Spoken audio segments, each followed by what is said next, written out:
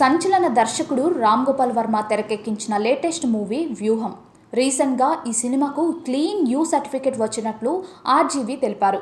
అరచేతిని అడ్డుపెట్టి సూర్యుడిని ఎవరూ ఆపలేరు. ఈ సినిమా డిసెంబర్ 29న విడుదల కాబోతోందని తెలిపారు.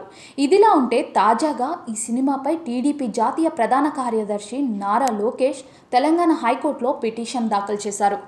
వ్యూహం చిత్రానికి ఇచ్చిన సెన్సార్ సర్టిఫికెట్ను రద్దు చేయాలని అందులో ఆయన కోరారు. Central board of film certification ప్రాంతీయ కార్యాలయం, రివైజింగ్ కమిటీ, రామదూత క్రియేషన్స్ నిర్మాత దాసరి కిరణ్ కుమార్ మరియు దర్శకుడు రామ్ గోపాల్ వర్మలను ప్రతివాదులుగా చేర్చారు. వ్యూహం సినిమా విడుదల కాకుండా నిర్మాతను ఆదేశించాలని విజ్ఞప్తి చేశారు. ఈ నెల 26న ఆ పిటిషన్ విచారణకు రానుంది.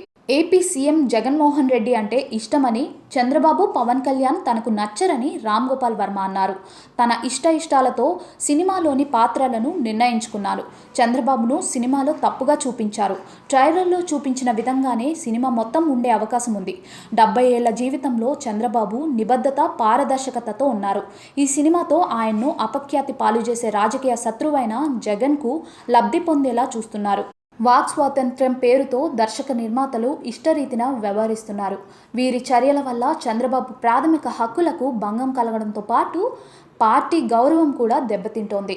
వంగవీటి, అమ్మరాజ్యంలో, కడప బిడ్డలు, లక్ష్మీస్, ఎన్టీఆర్ వంటి చిత్రాల వల్ల దర్శక నిర్మాతలకు ఎలాంటి లాభాలు రాలేదు. అయినా మరోసారి అలాంటి సినిమానే రామ్ గోపాల్ వర్మ తెరకెక్కించారు. నష్టాలు వస్తాయని తెలిసినా కేవలం జగన్కు లాభం కలగడం కోసం ఈ సినిమాను తీశారు. జగన్మోహన్ రెడ్డి వెనుక ఉండి ఈ సినిమాను తీయించారు అని నారా లోకేష్ పిటిషన్లో పేర్కొన్నారు.